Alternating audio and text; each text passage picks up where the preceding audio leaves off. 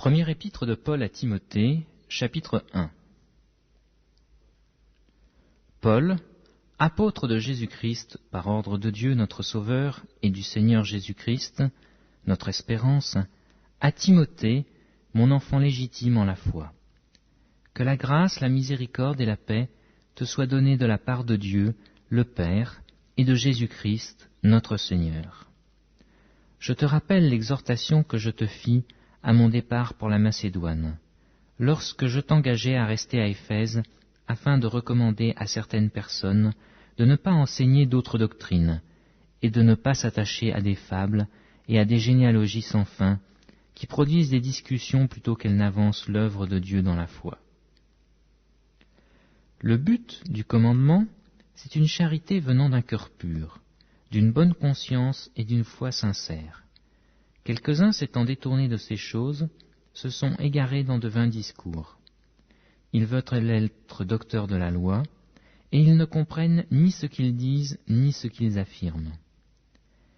Nous n'ignorons pas que la loi est bonne, pourvu qu'on en fasse un usage légitime, sachant bien que la loi n'est pas faite pour le juste, mais pour les méchants et les rebelles, les impies et les pécheurs, les irréligieux et les profanes, les parricides, les meurtriers, les impudiques, les infâmes, les voleurs d'hommes, les menteurs, les parjures, et tout ce qui est contraire à la saine doctrine, conformément à l'évangile de la gloire du Dieu bienheureux, évangile qui m'a été confié. Je rends grâce à celui qui m'a fortifié, à Jésus-Christ notre Seigneur, de ce qu'il m'a jugé fidèle en m'établissant dans le ministère, moi qui étais auparavant un blasphémateur, un persécuteur et un homme violent. Mais j'ai obtenu miséricorde, parce que j'agissais par ignorance, dans l'incrédulité, et la grâce de notre Seigneur a surabondé, avec la foi et la charité qui est en Jésus-Christ. C'est une parole certaine et entièrement digne d'être reçue, que Jésus-Christ est venu dans le monde pour sauver les pécheurs, dont je suis le premier. Mais j'ai obtenu miséricorde, afin que Jésus-Christ fît voir en moi le premier toute sa longanimité, pour que je servisse d'exemple à ceux qui croiraient en lui pour la vie éternelle. Au Roi des siècles, immortel, invisible, seul Dieu, soit honneur et gloire, au siècle des siècles. Amen. Le commandement que je t'adresse, Timothée, mon enfant, selon les prophéties faites précédemment à ton sujet, c'est que d'après elles, tu combattes le bon combat, en gardant la foi et une bonne conscience. Cette conscience, quelques-uns l'ont perdue, et ils ont fait naufrage par rapport à la foi. De ce nombre sont Hyménée et Alexandre, que j'ai livrés à Satan, afin qu'ils apprennent à ne pas blasphémer. Première épître de Paul à Timothée, chapitre 2. J'exhorte donc, avant toute chose, à faire des prières, des supplications, des requêtes, des actions de grâce pour tous les hommes, pour les rois et pour tous ceux qui sont élevés en dignité, afin que nous menions une vie paisible et tranquille, en toute piété et honnêteté. Cela est bon et agréable devant Dieu notre Sauveur, qui veut que tous les hommes soient sauvés et parviennent à la connaissance de la vérité. Car il y a un seul Dieu, et aussi un seul médiateur entre Dieu et les hommes, Jésus-Christ, homme, qui s'est donné lui-même en rançon pour tous. C'est là le témoignage rendu en son propre temps, et pour lequel j'ai été établi prédicateur et apôtre. Je dis la vérité en Christ, je ne mens pas, chargé d'instruire les païens dans la foi et la vérité. Je veux donc que les hommes prient en tout lieu, en élevant des mains pures, sans colère ni mauvaise pensée. Je veux aussi que les femmes, vêtues d'une manière décente, avec pudeur et modestie, ne se parent ni de tresses, ni d'or, ni de perles, ni d'habits somptueux, mais qu'elles se parent de bonnes œuvres, comme il convient à des femmes qui font profession de servir Dieu. Que la femme écoute l'instruction en silence, avec une entière soumission. Je ne permets pas à la femme d'enseigner, ni de prendre de l'autorité sur l'homme, mais elle doit demeurer dans le silence. Car Adam a été formé le premier, Ève ensuite. Et ce n'est pas Adam qui a été séduit, c'est la femme qui, séduite, s'est rendue coupable de transgression. Elle sera néanmoins sauvée en devenant mère, si elle persévère avec modestie dans la foi, dans la charité et dans la sainteté. Première épître de Paul à Timothée, chapitre 3. Cette parole est certaine. Si quelqu'un aspire à la charge d'évêque, il désire une œuvre excellente. Il faut donc que l'évêque soit irréprochable, mari d'une seule femme, sobre, modéré, réglé dans sa conduite, hospitalier, propre à l'enseignement. Il faut qu'il ne soit ni adonné au vin, ni violent, mais indulgent, pacifique, désintéressé. Il faut qu'il dirige bien sa propre maison, et qu'il tienne ses enfants dans la soumission et dans une parfaite honnêteté. Car si quelqu'un ne sait pas diriger sa propre maison, comment prendra-t-il soin de l'Église de Dieu? Il ne faut pas qu'il soit un nouveau converti, de peur qu'enflé d'orgueil, il ne tombe sous le jugement du diable. Il faut aussi qu'il reçoive un bon témoignage de ceux du dehors, afin de ne pas tomber dans l'opprobre et dans les pièges du diable. Les diacres aussi doivent être honnêtes, éloignés de la duplicité, des excès du vin, d'un gain sordide, conservant le mystère de la foi dans une conscience pure, qu'on les éprouve d'abord et qu'ils exercent ensuite leur ministère s'ils sont sans reproche. Les femmes, de même, doivent être honnêtes, non médisantes, sobres, fidèles en toutes choses. Les diacres doivent être maris d'une seule femme et diriger bien leurs enfants et leur propre maison. Car ceux qui remplissent convenablement leur ministère s'acquièrent un rang honorable et une grande assurance dans la foi en Jésus-Christ. Je t'écris ces choses avec l'espérance d'aller bientôt vers toi, mais afin que tu saches, si je tarde, comment il faut se conduire dans la maison de Dieu, qui est l'Église du Dieu vivant, la colonne et l'appui de la vérité. Et sans contredit, le mystère de la piété est grand. Dieu a été manifesté en chair, justifié par l'Esprit, vu des anges, prêché aux gentils, cru dans le monde, élevé dans la gloire. Première épître de Paul à Timothée, chapitre 4. Mais l'Esprit dit expressément que dans les derniers temps, quelques-uns abandonneront la foi pour s'attacher à des esprits séducteurs et à des doctrines de démons, par l'hypocrisie de faux docteurs portant la marque de la flétrissure dans leur propre conscience, prescrivant de ne pas se marier et de s'abstenir d'aliments que Dieu a créés, pour qu'ils soient pris avec action de grâce par ceux qui sont fidèles et qui ont connu la vérité. Car tout ce que Dieu a créé est bon, et rien ne doit être rejeté, pourvu qu'on le prenne avec action de grâce, parce que tout est sanctifié par la parole de Dieu et par la prière. En exposant ces choses aux frères, tu seras un bon ministre de Jésus-Christ, nourri des paroles de la foi et de la bonne doctrine que tu as exactement suivies.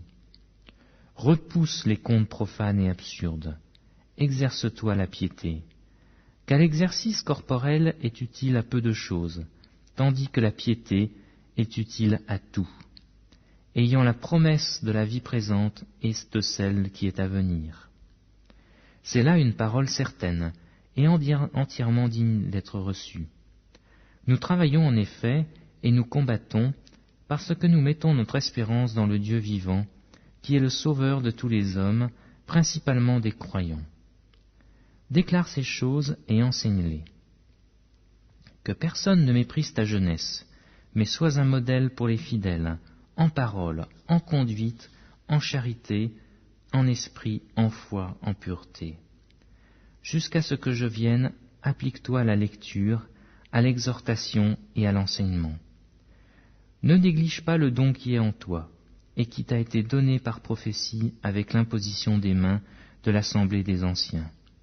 Occupe-toi de ces choses, donne-toi tout entier à elles, afin que tes progrès soient évidents pour tous.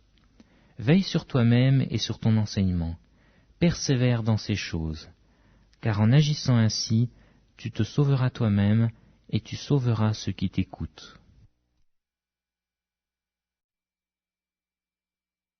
Première épître à Timothée, chapitre 5. Ne réprimande pas rudement le vieillard, mais exhorte-le comme un père. Exhorte les jeunes gens comme des frères, les femmes âgées comme des mères, celles qui sont jeunes comme des sœurs en toute pureté. Honore les veuves, qui sont véritablement veuves. Si une veuve a des enfants ou des petits-enfants, qu'ils apprennent avant tout à exercer la piété envers leur propre famille, et à rendre à leurs parents ce qu'ils ont reçu d'eux, car cela est agréable à Dieu. Celle qui est véritablement veuve et qui est demeurée dans l'isolement met son espérance en Dieu et persévère nuit et jour dans les supplications et les prières. Mais celle qui vit dans les plaisirs est morte, quoique vivante. Déclare-leur ces choses, afin qu'elles soient irréprochables. Si quelqu'un n'a pas soin des siens, et principalement de ceux de sa famille, il a renié la foi, et il n'est pire qu'un infidèle.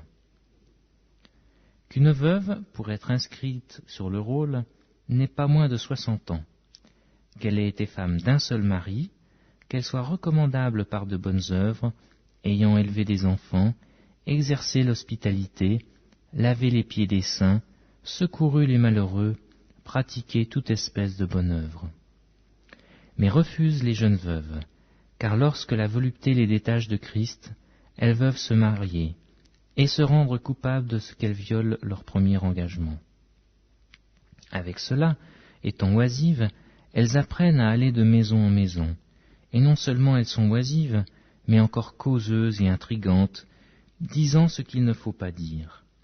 Je veux donc que les jeunes se marient, qu'elles aient des enfants, qu'elles dirigent leur maison, qu'elles ne donnent à l'adversaire aucune occasion de médire, car déjà quelques-unes se sont détournées pour suivre Satan.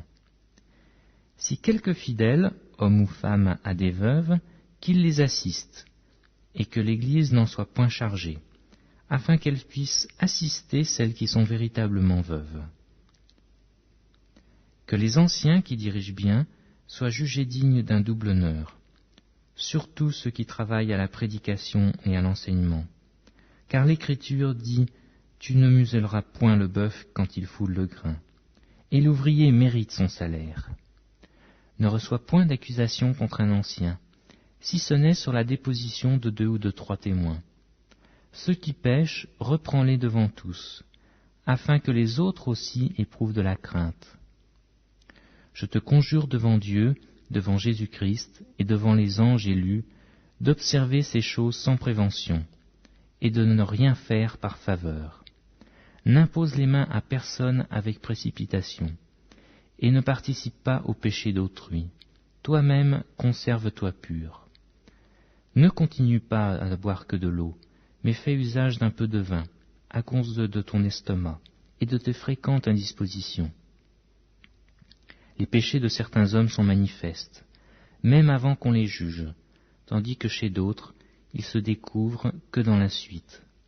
De même, les bonnes œuvres sont manifestes, et celles qui ne le sont pas ne peuvent rester cachées.